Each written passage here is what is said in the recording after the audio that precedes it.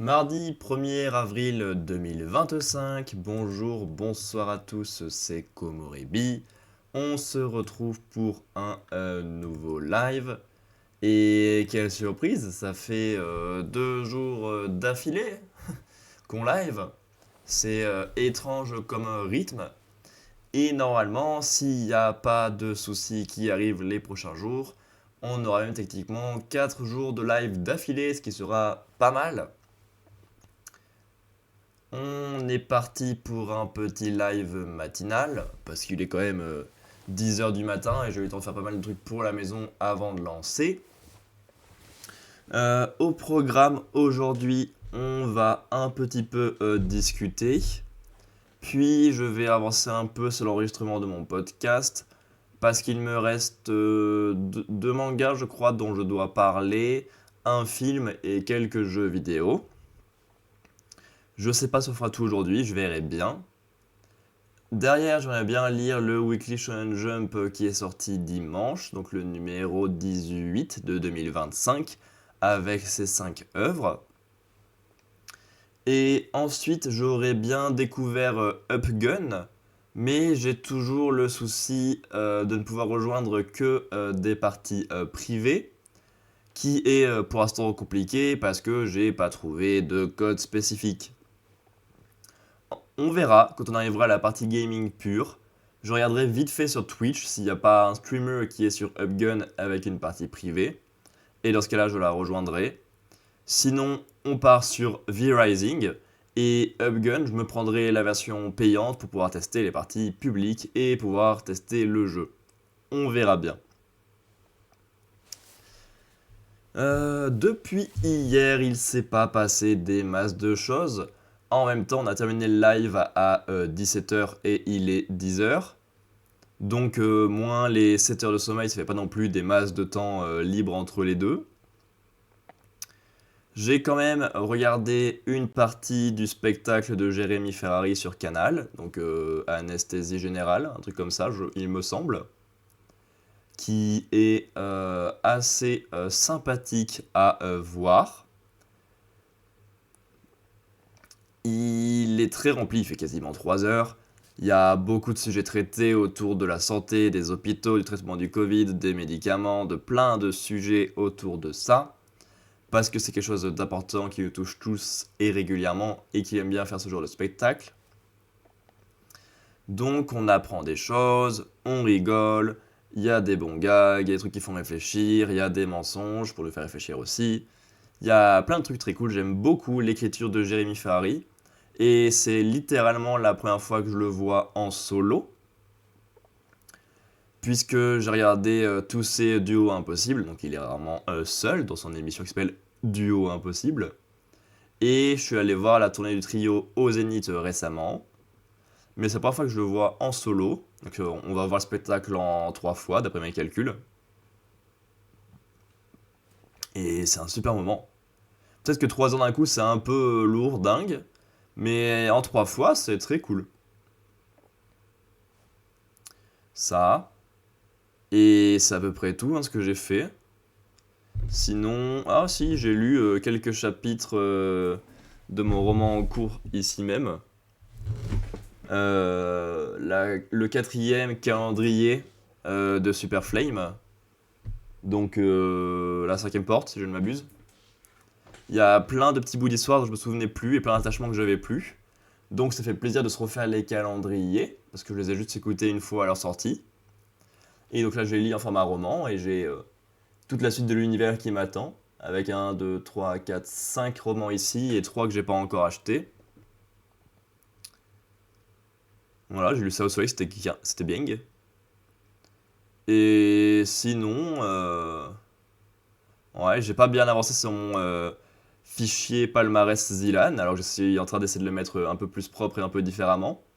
Donc de pas avoir avancé, c'est un petit peu dommage, mais bon, bah c'est comme ça. Voilà. Ensuite, je sais pas si vous avez vu, mais là, j'ai un peu augmenté la taille des textes du bas, avec la date, la lueur récente et le nom de lueur en plus grand. Et pareil pour Spotify, attention. Des heures d'embouteillage dans une voiture.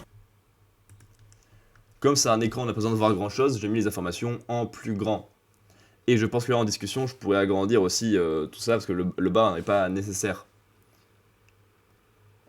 Bref, on ajuste petit à petit la DA, c'est cool à faire. J'ai hésité un peu à réduire aussi la taille de la caméra sur les plans avec navigateur et avec jeu. Parce que des fois, j'ai l'impression de prendre un peu de place pour pas grand chose. Ou au moins, peut-être à la mettre à la même hauteur, certes, où ça prend autant de place, mais en réduisant les bords. Parce que finalement, il y a 2 tiers de la vidéo qui servent à rien, vu que je suis pas très large sur mon plan. À voir ce que nous ferons. Sinon, je suis toujours en attente de ma partie 3 de JoJo d'occasion. Ça, je peux enchaîner les parties 3 et 4, ça serait très cool. Ça, je pourrais vous en parler en live et donc pour le podcast. Je suis en attente de mes derniers mangas du mois de mars également, dont je vais retrouver la liste ici même très vite. Tac, non pas planning, collection et compléter. Donc Egrégor tome 13, ça j'attends pas spécialement avec impatience. Les tomes 15 et 16 de Mob Psycho 100 pour enfin terminer le rattrapage. Et les tomes 3 et 4 de Kamuya Ride pour commencer le rattrapage, là pour le coup.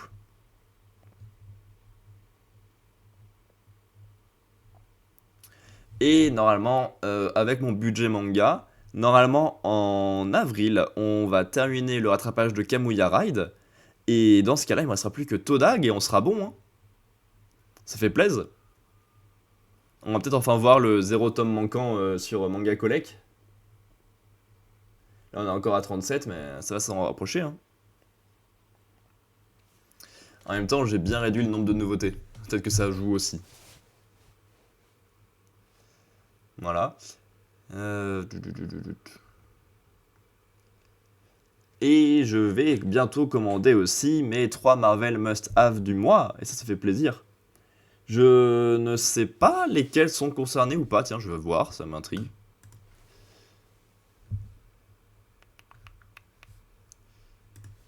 Marvel Must-Have.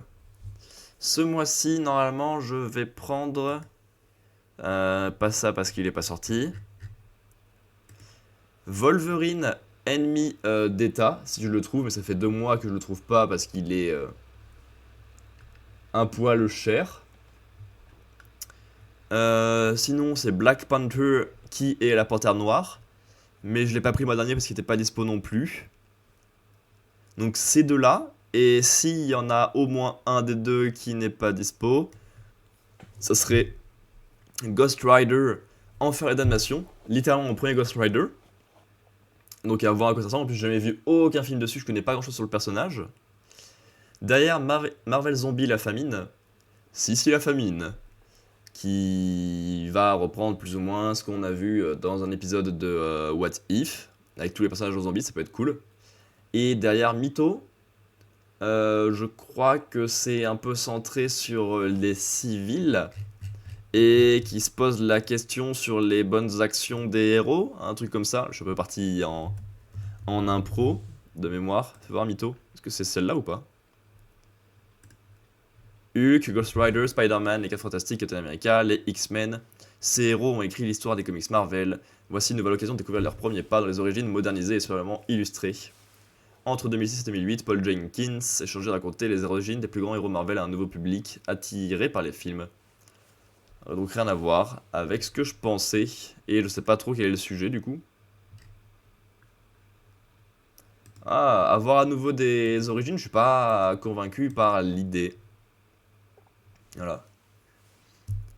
Et je crois que c'est tout ce dont j'avais à parler depuis hier. Donc on va pouvoir passer en enregistrement tranquille du podcast. Bon après sinon je suis encore un peu malade, hein. J'ai la gorge qui gratouille. Le fond de la gorge qui gratouille, c'est pas non plus hyper confortable. Donc on va voir à quel point je vais parler, parce que ça peut être un peu touché. Hop, je prépare la partie podcast. Tac tac tic. Ça ouais. ça. Tac. On fait apparaître ça et ça.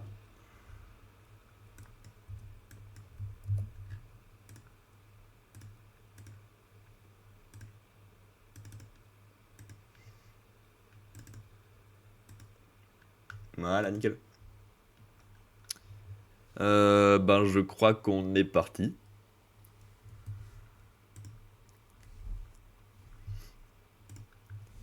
Ensuite, j'ai lu le volume 6 de Earth Gear, l'avant-dernier volume, et le troisième depuis la reprise, je crois. La reprise a offert un rythme assez compliqué à la série, d'autant plus que le découpage me paraît assez violent. Pour moi, les 3 premiers tomes étaient plutôt humains et parlaient de pas mal de sujets, alors que les 3 derniers en date sont quand même pas mal dans la bagarre. Et c'est quand même tout de suite moins intéressant, la bagarre, la bagarre, la bagarre. Il manque des éléments quand on est avec des robots qui sont les seuls sur Terre et qui ont plein de fonctions différentes. Les faire que se bagarrer, manque un petit truc quoi.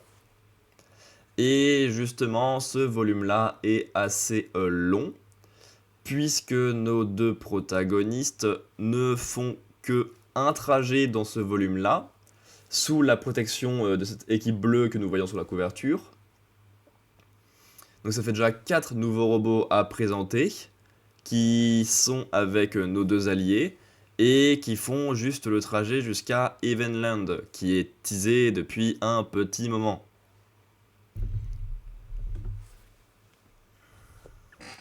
Et juste avant le Evenland, il tombe sur l'équipe d'attaque, qui est constituée de plusieurs membres également.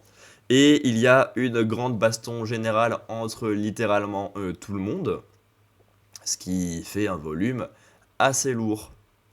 Il y a beaucoup de sujets qui sont traités grâce à cette bagarre.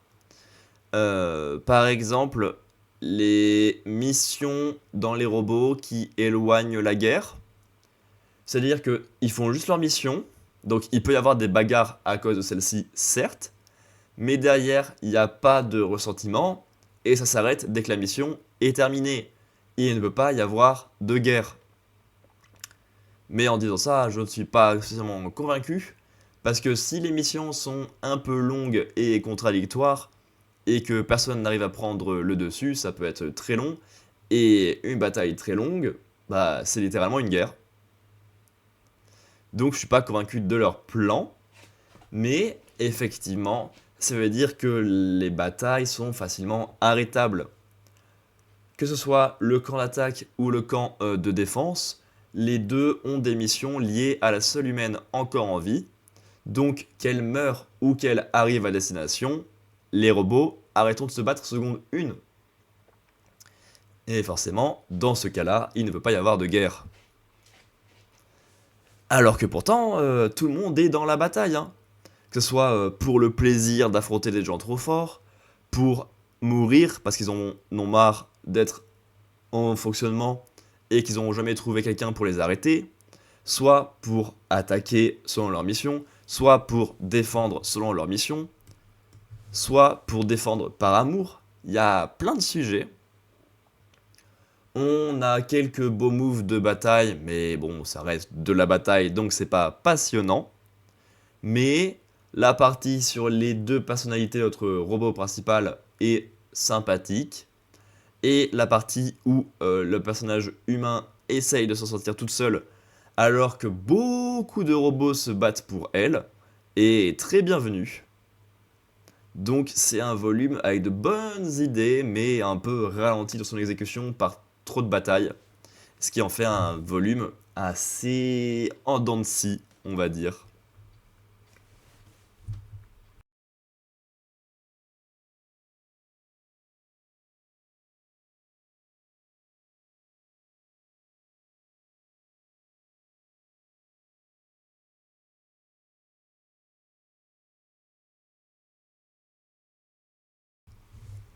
Ensuite, j'ai lu le volume 16 de Fortnite of the Apocalypse, le premier de la deuxième partie de l'œuvre, et j'ai passé un bon moment. C'était très cool. pendant une bonne partie du volume, on ne suit que Anne-Galad et Donnie, les deux premiers membres de l'équipe de Perceval. Sans Perceval, parce qu'il a eu une fin un peu difficile sur la fin de la première partie. Et ceux-ci sont plutôt efficaces et stylés, après cette ellipse temporelle, qui leur a fait un bien fou, tant pour le Kera Design que pour la confiance en eux que pour leur mission. Ça marche très bien. Alors, ils se font pas tout seuls, parce qu'ils sont en infiltration dans Camelot, et c'est plutôt dangereux. Donc ils sont aidés par plein de camps différents. Gauter, des Seven Deadly Sins qu'on connaît, Pelgard, littéralement un des chevaliers adverses, et Titis, un nouveau personnage du camp des gentils. Donc c'est littéralement trois camps différents. Anciens personnages, nouveaux personnages gentils et nouveaux personnages méchants qui les aident. Parce que même s'ils sont efficaces et stylés, ils restent dans le camp adverse qui contient quand même des ennemis très balèzes.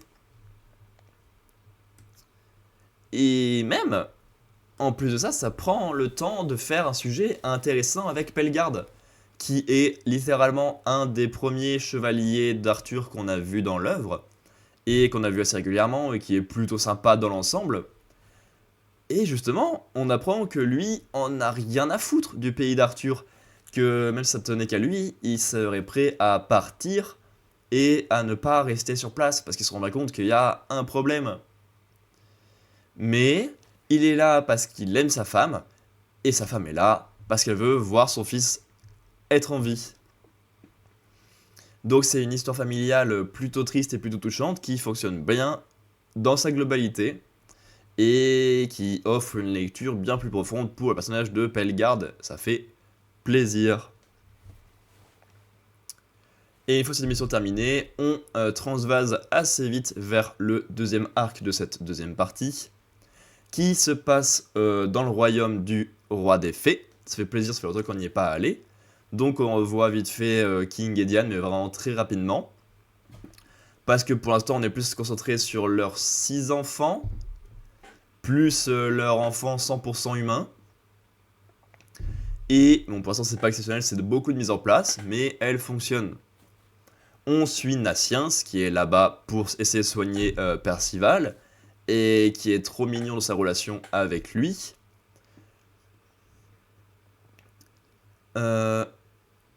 On nous dévoile les secrets de son origine de Changelin, c'est-à-dire que c'est un bébé fée qui a été échangé avec un bébé humain, parce que tout le monde autour de lui voit bien que c'est une fée. Il est à l'aise dans le monde du roi des fées. Donc forcément, c'est une fée.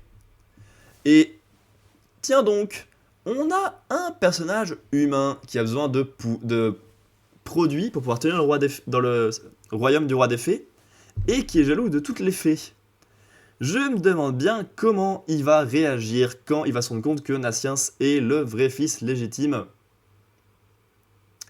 Ah là là, quelle question difficile à traiter. Mais même si c'est assez évident de ce qui peut se passer, ça donne un peu envie de voir.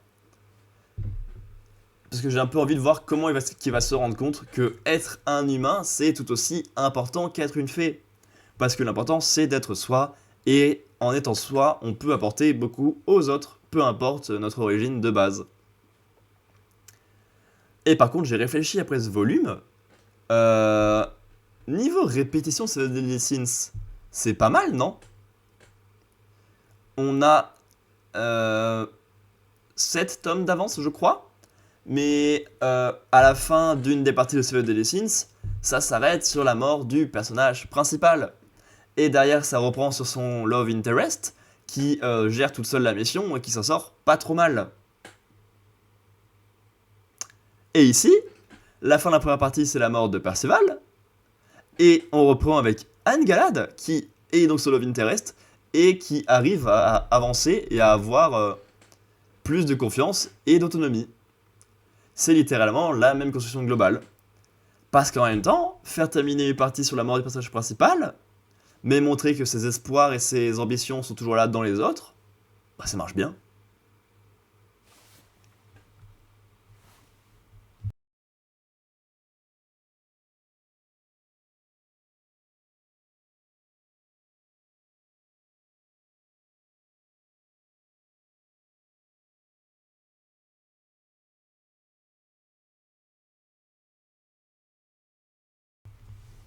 Et enfin, on termine la partie manga de ce mois de mars avec le volume 20 de Yawara, le dernier volume de la liste.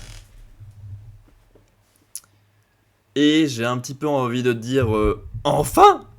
Oh, l'œuvre était quand même globalement longue. On peut dire que c'était pas toujours fun et que c'était pas toujours assez de renouvellement pour être intéressant. On a globalement deux matchs dans ce volume-là pour terminer les Jeux Olympiques de la catégorie tout poids confondu. Ils sont plus durs pour Yawara, elle les gagne pas facilement et pas en one shot, elle doit lutter d'abord pas mal. Mais bon, bah, ça reste pas passionnant. Les adversaires sont cool, hein. C'est Jody et Tereshkova. Ces deux adversaires qu'on a teasés il y a bien longtemps et dont on attend les matchs depuis bien longtemps.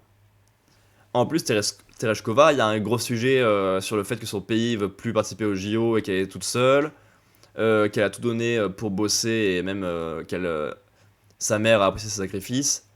Et Jody, c'est juste la meilleure pote de Yawara, tout simplement. Donc, il y a des petits sujets en plus là-dessus. Et surtout, les combats sont pas trop découpés par autre chose. Souvent, t'as du suspense dans le combat, même si on sait évidemment qu'elle va gagner facilement.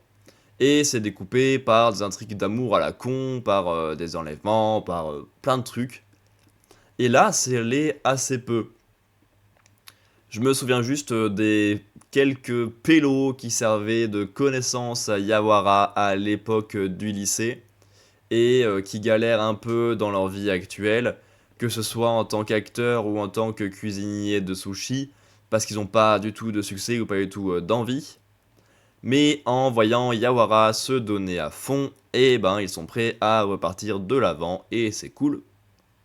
C'était pas des personnages mis en place avant, pas des personnages intéressants, mais écoute, Yawara a un pouvoir gigantesque.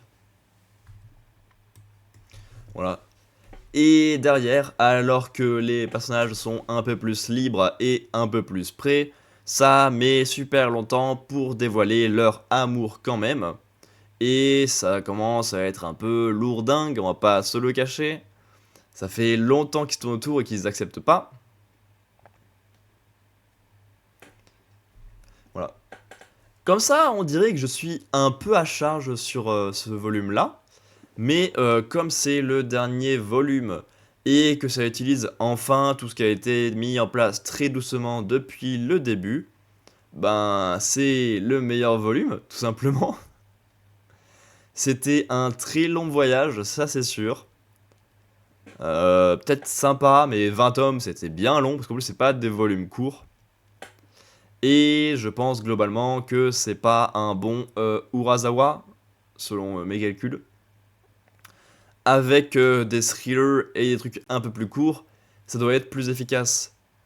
Et malheureusement, pour l'instant, ben, j'ai lu que Yawara, qui est sportif et long, et Asadora, qui a l'air d'être thriller, mais qui a un rythme de parution assez lent et qui est donc assez peu clair sur la direction qu'il prend pour l'instant. Voilà. Alors que dans sa besace, Urasawa, il a quand même quelques mangas très connus et reconnus, quoi.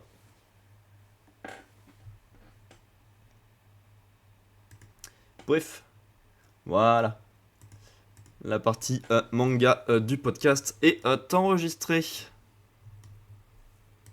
Nickel. Ça dégage et ça dégage. Il restera plus que la partie film avec un seul film à traiter. Et la partie jeu avec 4 jeux je crois, mais comme c'est les jeux de la Zilan, auxquels j'ai pas joué non plus des milliards d'heures, mais auxquels je jouerai pas forcément très vite, ça sera rapide à traiter. Mais bon, si je live tous les jours, en soi, j'ai pas besoin de me presser et d'en faire beaucoup aujourd'hui. Je sais pas. Après, on est qu'à 25 minutes de discussion, je peux me permettre de continuer à enregistrer, je pense.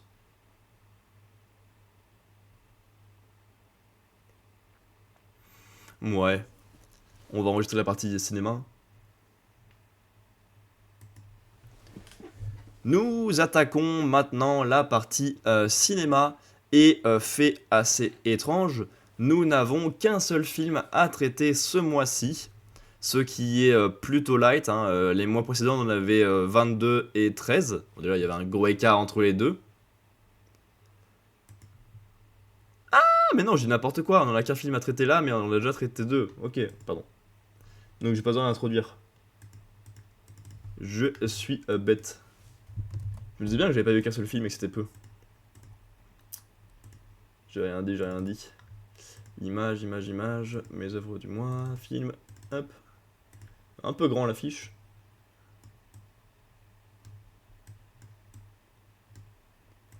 Et hop là. C'est bon.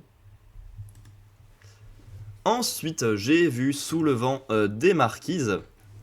Ça aurait pu me plaire, ça même aurait dû me plaire, parce que ça parle de cinéma et de l'envers du décor, mais ça le fait globalement de manière trop bordélique et assez peu intéressante, on va dire.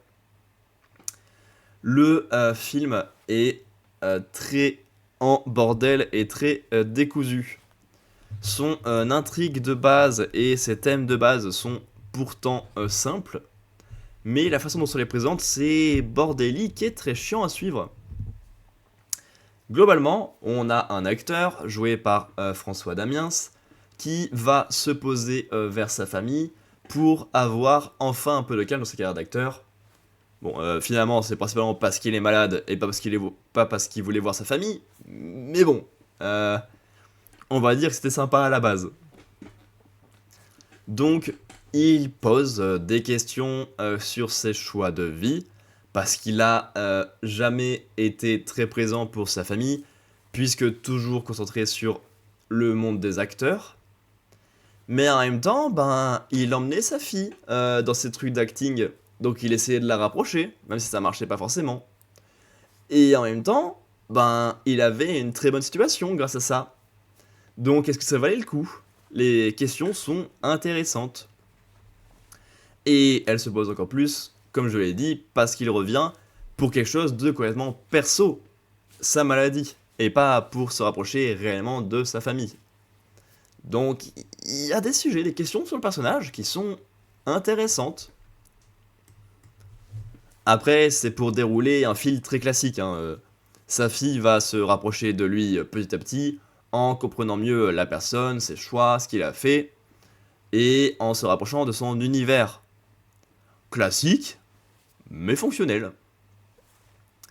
Le problème, c'est que dans cette phase de rapprochement, c'est un bordel sans nom. Oui, parce qu'on a donc cette intrigue que je viens de raconter, mais en même temps, on a des moments où ils jouent des scènes ensemble, donc en étant assis et en lisant leur texte, des moments où on voit les scènes qui sont en train de jouer, et il n'y a pas de transition ou de découpage clair entre ces différentes parties. Donc niveau temporel, c'est dur à suivre. C'est dur de savoir à quel moment ils sont vraiment proches, qu'est-ce qui est vrai, quand est-ce qu'ils jouent. Et c'est désagréable de fou. Et en plus, ça n'a pas spécialement de sens. Là, c'est pas une thématique ou un sujet qui pourrait les faire, eux, se perdre dans ce jeu d'acteurs. Là, c'est juste pour nous, et c'est con. Parce que, ben... les sujets et les thématiques sont simples, mais c'est raconté, ben... n'importe comment. Et c'est chiant. Ça fait des allers-retours dans la narration pour moi. Vu qu'il n'y a pas réellement de timestamp temporel, et ben j'ai l'impression qu'on fait des avant-arrière dans tous les sens de leur relation, et c'est trop chiant. Alors oui, c'est jouer ensemble qui aide à les rapprocher parce qu'ils font des rôles dans lesquels ils sont censés être proches. Vu que c'est basé sur Alain Delon et sa fille, un truc comme ça. Ok, bon, la construction bizarre offre une identité visuelle et globale au film, mais alors c'est super désagréable à suivre. Et une identité désagréable, c'est peut-être pas le plus fun. D'autant pour un sujet finalement aussi basique que ça.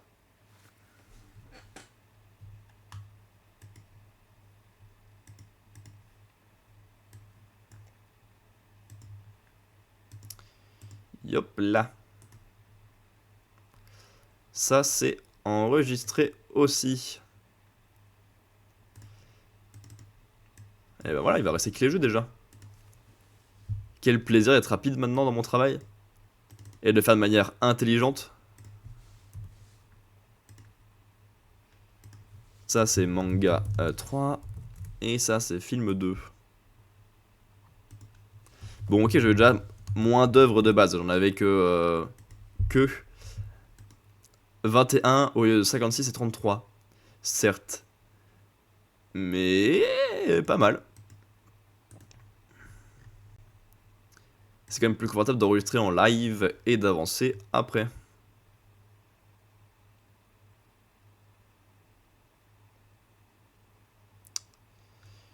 Est-ce que je fais les jeux vidéo maintenant ou est-ce que je m'en garde un peu?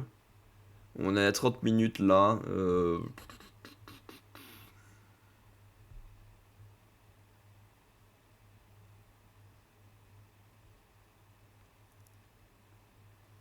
Je sais pas.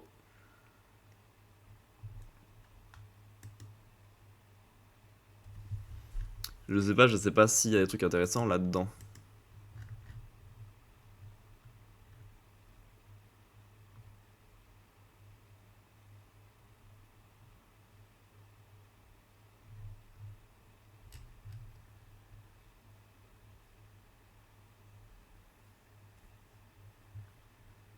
Hmm.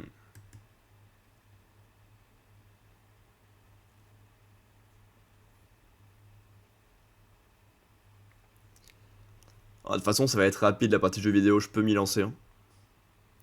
Je pourrais pas la terminer parce que je suis un gros singe qui a pas écrit ma mini critique. Non, je pense que je ferai 5 d'un coup. Tant pis, tant pis. On passe vite fait en actu manga.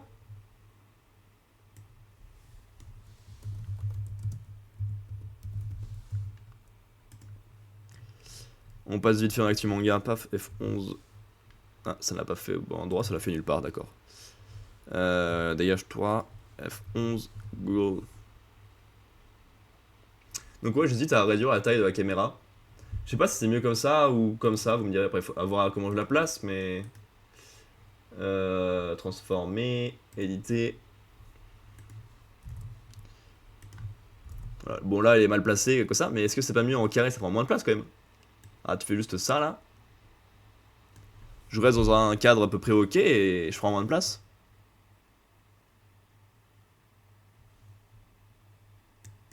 Ça me semble pas incohérent.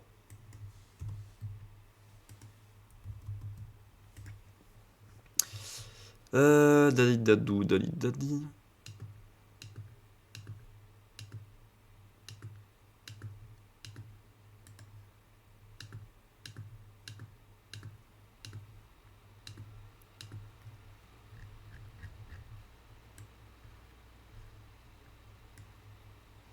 Allez, on ouvre tout, hein. On a un malade, nous.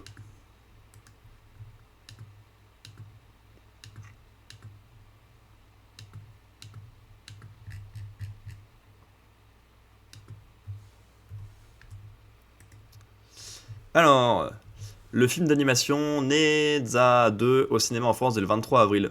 J'ai déjà vu cette image, je sais plus où, mais j'ai déjà vu. Sorti le 29 janvier à l'occasion du nouvel an du lunaire en Chine, le film d'animation chinois Neza 2 s'est vite imposé dans le box-office mondial devant le film d'animation le plus rentable de tous les temps. Ah ouais? La suite directe de Neza, bien sûr.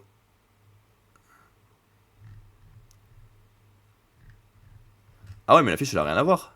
Ça, je connais, celle-là, je connais, mais l'autre, ça a rien à voir, là. Après l'abattement de la punition céleste, malgré la désintégration de leur corps, les âmes de Netza et Aobing ont été miraculeusement préservées. Sauf que sans enveloppe corporelle, leurs âmes ne pourront pas persister très longtemps. Tei Zen Ren décide alors de leur remodeler un corps, alors que ce n'est pas tout simple. 哪吒，好久不见呐！你愿与老夫一同出征否？ 这家 Mais c'est en chinois. 最擅长。我乃哪吒三太子。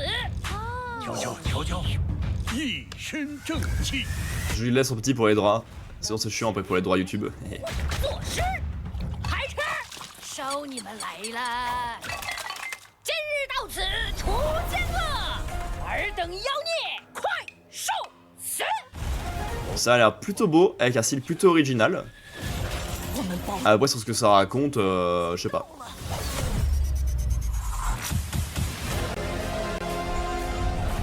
Juste bataille et vengeance quoi le reste, hein, on dirait. 我若出战，就让陈塘关鸡犬不留。住手！你不想活了？ 我活不活无所谓，我只有你死！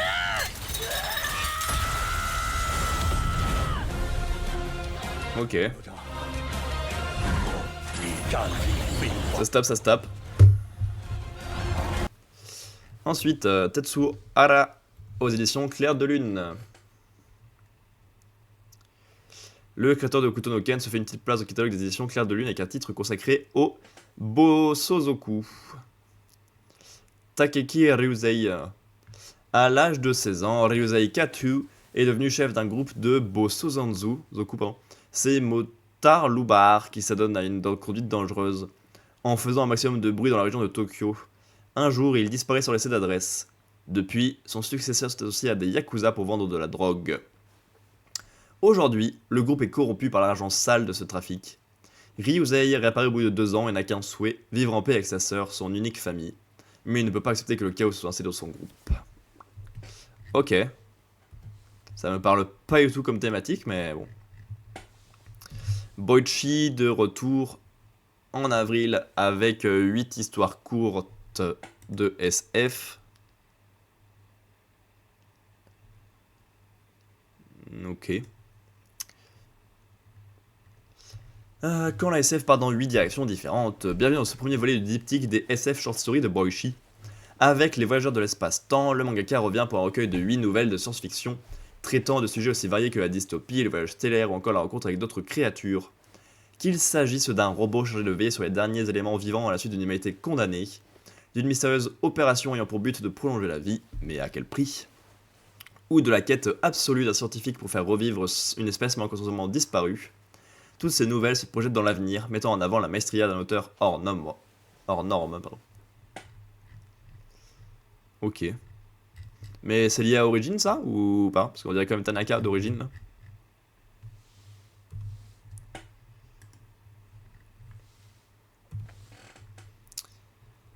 Il y a Blood Crawling Princess de Yuki Azuma qui arrive chez Kurokawa. La princesse Evita menait une vie modeste mais heureuse dans un petit pays. Cependant, un royaume voisin l'attaque, s'empare de ses terres et tue cruellement sa famille. Evita, qui a survécu, est vendue à un bordel où elle devient Priscilla, une prostituée, et en se prosternant devant son seigneur, le troisième prince, elle sonne enfin la cloche de la rébellion. Ouais. Ça me parle pas des masses, mais écoute.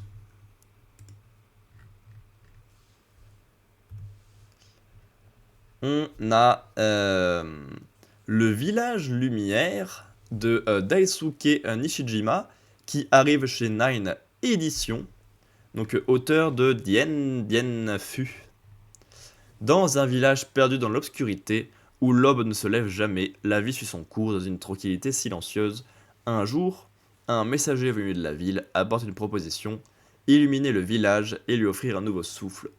Mais ce changement, accueilli d'abord avec espoir, bouleverse peu à peu l'équilibre fragile des habitants. Entre lumière et obscurité, progrès et tradition. Oh non, pas tradition et modernité, pitié. Cette fable poétique explore la douceur, la solitude et la quête d'un avenir meilleur. En soi, si c'est tout humain que ça, avec ce style-là, ça peut être sympathique. Masahiro Shinoda est décédé. Il a fait Fleur pâle, Silence et Les temps du démon. Je ne connais pas. Mais bon bah rip hein.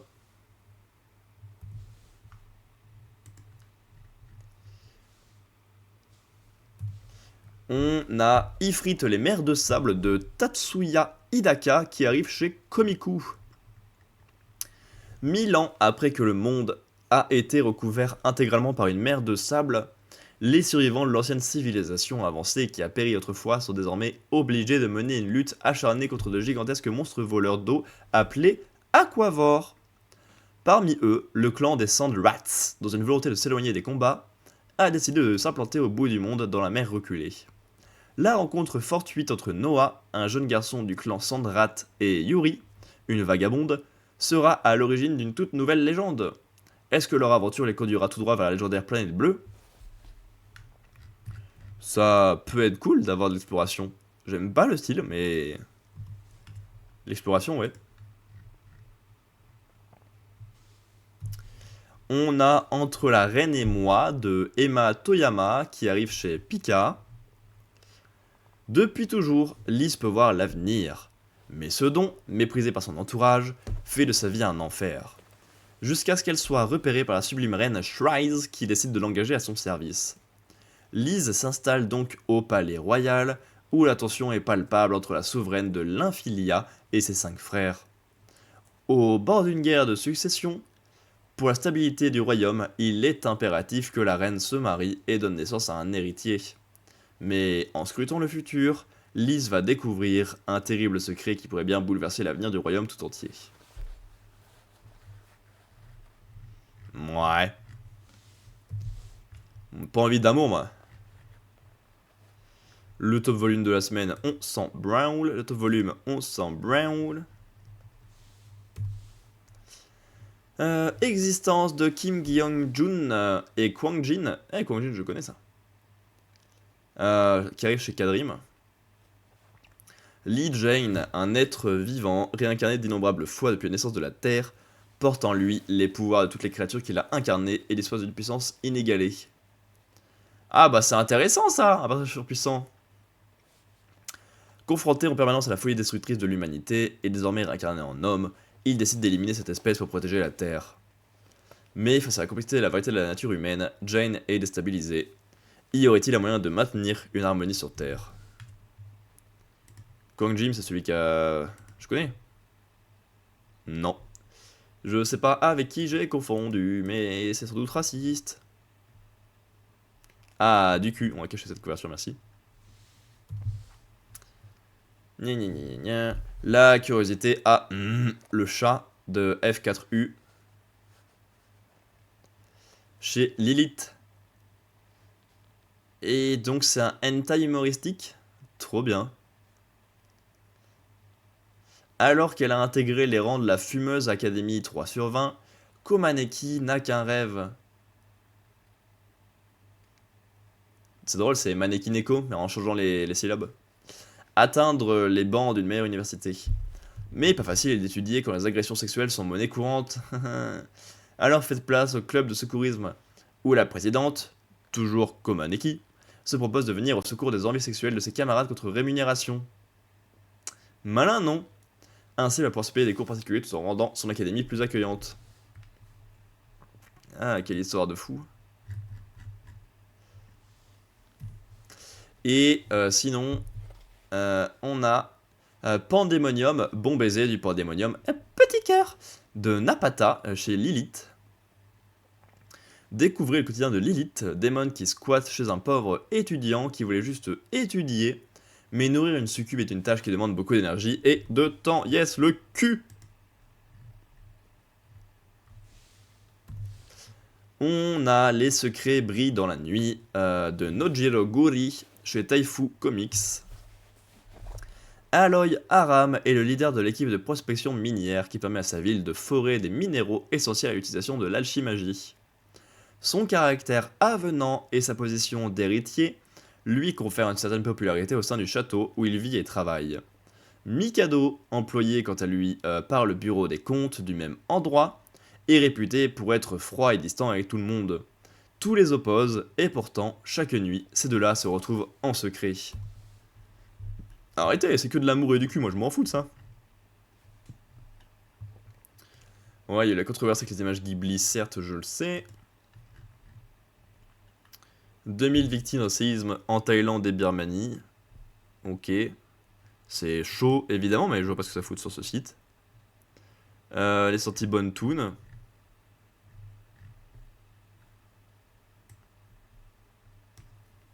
Ok, elle est sortie sur Bonne Toon. Une édition collector pour le tome 16 de Lonely Life in Another World. Daily Toon de février. Black Butler qui sort enfin de pause. Alors que c'était en pause depuis juin dernier. Ça va, finalement.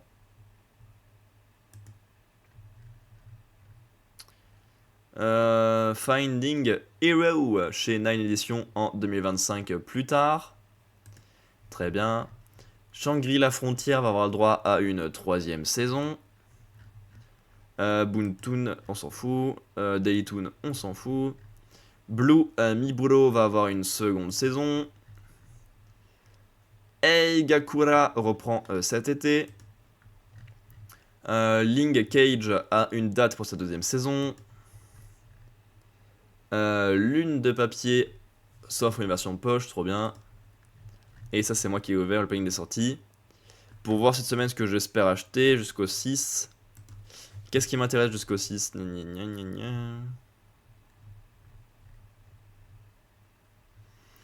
Dead Rock, c'est nul. Oh, j'ai regardé vite fait les premiers volumes. Ouh, c'était pas intéressant du tout. Aïe, aïe, aïe. Non, j'aime bien Mashima, hein, à la base, moi, mais... ça, c'était vraiment pas bien. Minecraft. Trop bien, c'est basé sur le film, j'espère. J'ai One Piece à lire et à suivre. Gna, gna, gna, gna, gna.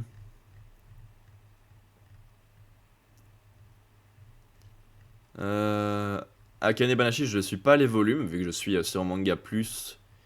Et que pour l'instant, je suis pas non plus méga emballé. Jutsu Kaisen, toujours pas terminé. J'ai Sanda, que je suis bien sûr.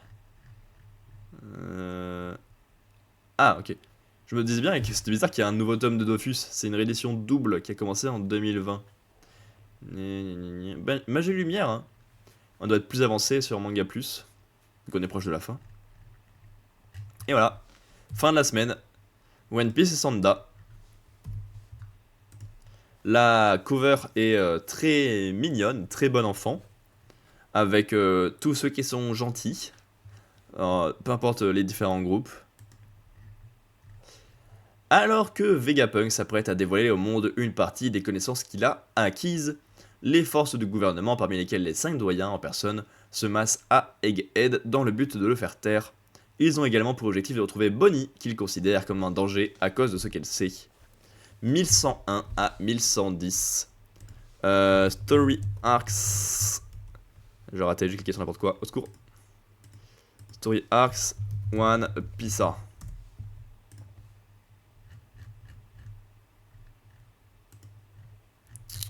Hop. C'est du 1158 au 1125. Il en reste encore 15 derrière. Et ça fait 50. Ça fait 40 que ça a démarré. C'est long, c'est long, c'est long. Et Sanda, volume 2 cette semaine. C'est moins joli. Paru Itagaki s'en sort pas trop mal avec les animaux. Les humains, c'est un style particulier. Grâce au traitement de choc de Shiori, Kazushige découvre qu'il peut se transformer en Père Noël et faire appel à de mystérieux pouvoirs. Malgré l'aspect déconcertant de cette métamorphose, il accepte de partir à la recherche d'Ichie Ono, sa camarade de classe disparue.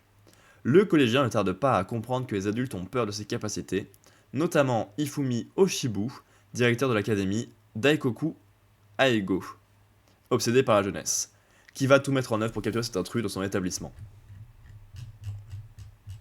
Voilà, banger.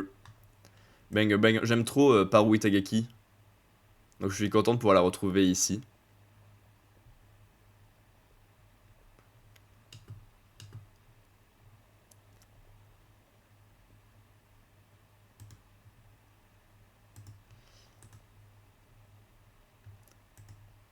Je pense qu'on a le temps rapidement pour un peu de One Piece Doll. Je pense pourquoi je vais mettre mon casque, pas besoin. Un personnage de One Piece, Law. Non, non, Law. Masculin, ouais, trop bien, ça m'arrose bien. Observation et renforcement. Et après le reste c'est pas ok. Avant Sabaody, qui a du fluide. Ace. Pas fluide Ace. Il a trop de fluide Ace, d'accord. Avant Drum, et qui a, qui a 2 fluides, mais non, mais je crois qu'il a le Royal aussi.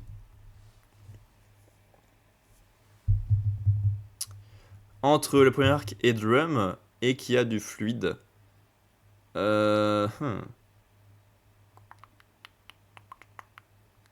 il n'y a pas de fluide. Il n'y a pas de fluide à cette époque. Mihawk?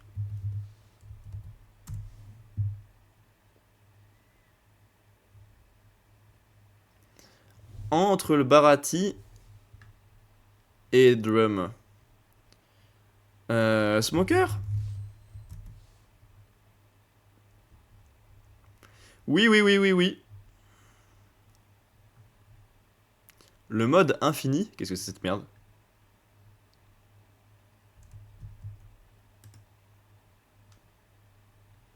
Non, non, bah je veux pas le mode infini, merci. Arrêtez. Ah! Le mode classique illimité. Non, non, non.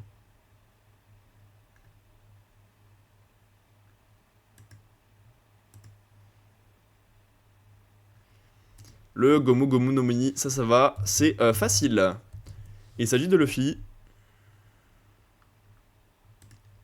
Le Wanted, il s'agit de Burgess. Ok. Et le rire, ça va être très impossible par rapport au reste. Vas-y, vas-y, rigole-moi dans les oreilles.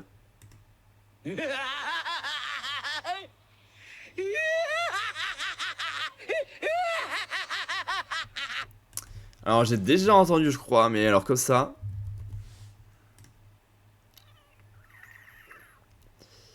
Je sais pas. Pour moi, c'est un rire de méchant, mais alors lequel?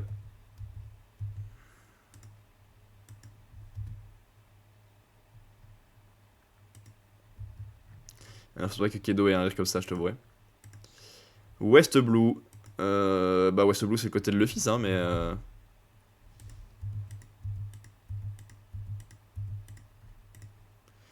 Équipage du Fire Tank, c'est bégué, ça? Comment tu veux retrouver? Dur, dur, dur. Hein. Allez. On passe en mode Naruto. Et après, on sera ok. Alors, ça va être chiant. Con, bien sûr. Non, Conan. Allez. Oh, c'est pas un féminin. Par contre, si c'est Akatsuki, ça m'arrange. Itachi. C'est Akatsuki. Donc, nous voilà bien avancés. Pendant la mission de poursuite d'Itachi, bah, c'est Kisame qui apparaît à ce moment-là.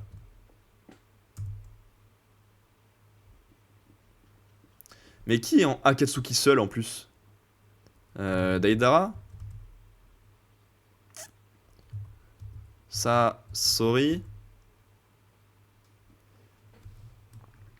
Ah non, mais c'est après, qu'est-ce que je suis con? En mission de poursuite d'Itachi, mais c'est laquelle la mission de poursuite d'Itachi?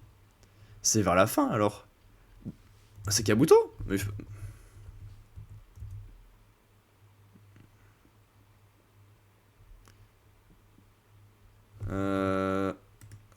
Vivant. Il me reste qui là-dedans? Obito, mais il apparaît bien plus tard. Dans la Katsuki. Ah, mais non, mais c'est pas cet arc-là qu'ils apparaissent.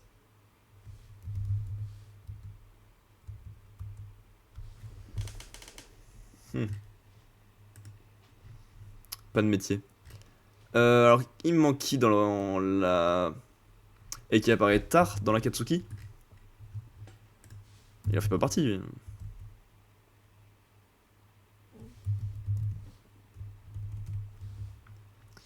Akatsuki, non. Les Zetsu? Zetsu, c'est que la Katsuki, donc ça peut jouer. Hein.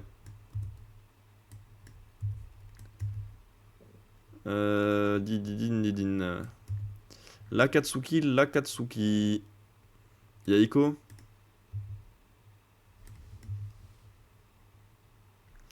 Sasuke il en fait partie à un moment de l'Akatsuki, mais bon.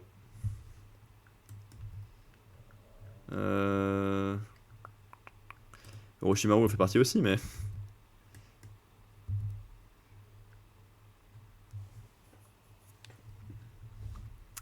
Comme ça, il doit me manquer un membre auquel je pense pas et je sais pas qui c'est.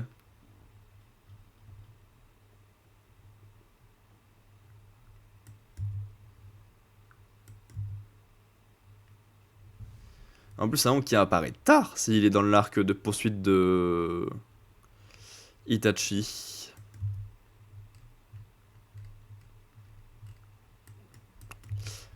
Y a personne qui correspond.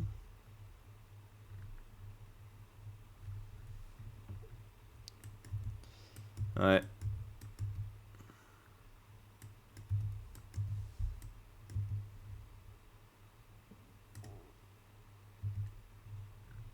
Nickel, bah j'ai plus d'idées.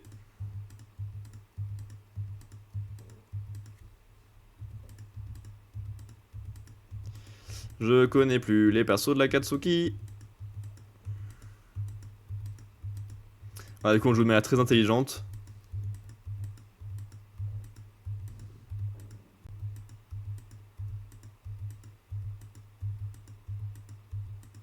Et le reste ne m'aide pas beaucoup, je crois.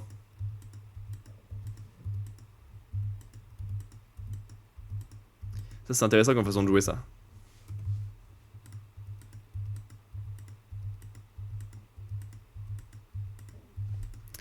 Est-ce que je vais tomber dessus à la toute fin? Non, j'ai trouvé... Putain, mais... Hein? Jugo?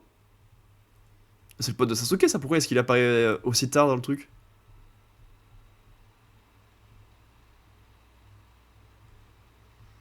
Ouais.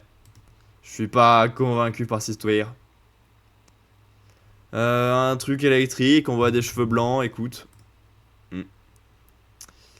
Un truc... Ah, mais on voit Karine aussi, par contre. Électrique, il n'est ni Sasuke ni Itachi. Alors qu'il y a bien... Hmm. Attendez tous les Uchiwa, mais je suis pas convaincu, hein.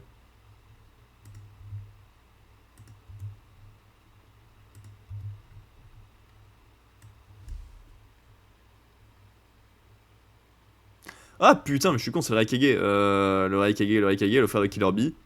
Qui s'appelle... Qui s'appelle... Ouais, ça tient que le Raikage fasse de l'électricité, hein. Là, c'est moi, le problème. Autant tout à l'heure, j'ai pas été aidé parce que Jugo dans la Katsuki et dans l'arc de poursuite d'Itachi, ça me paraît bizarre comme dénomination. Là, à part penser au Raikage pour l'électricité, c'est moi, c'est moi. Ça fait longtemps que je suis plus dans Naruto, je crois. Je connais pas son nom, ce mec.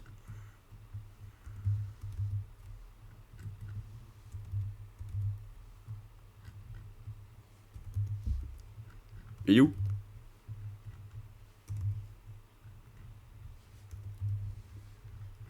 Il est où? Putain, il s'appelle... Ah, tu m'étonnes que j'ai mis longtemps à trouver que je suis parti à l'envers dans mon clavier. Gros, j'ai de gros os. Bah, ça, c'est Choji. Ouais, bravo.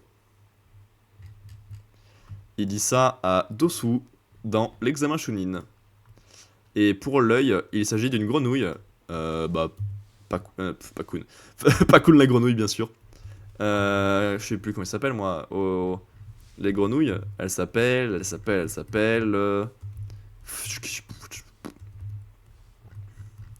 Les grenouilles, elles s'appellent. De mémoire. Je vais retrouver très bientôt. Non, c'est pas Shima. Vraiment, moi je cherche une grenouille orange plutôt. Non, toujours orange, on l'a dit. Voilà, Gamabunta ou Gamataratu. Ah, c'est Gamabunta alors. Ah. C'est Gamakichi. Pardon. Salut, c'est Gamakichi. Et boum! Ouais, bravo. On a survécu à cette partie du live. On va pouvoir partir en lecture du Weekly à Shonen Jump. Je prépare vite fait les pages et j'arrive.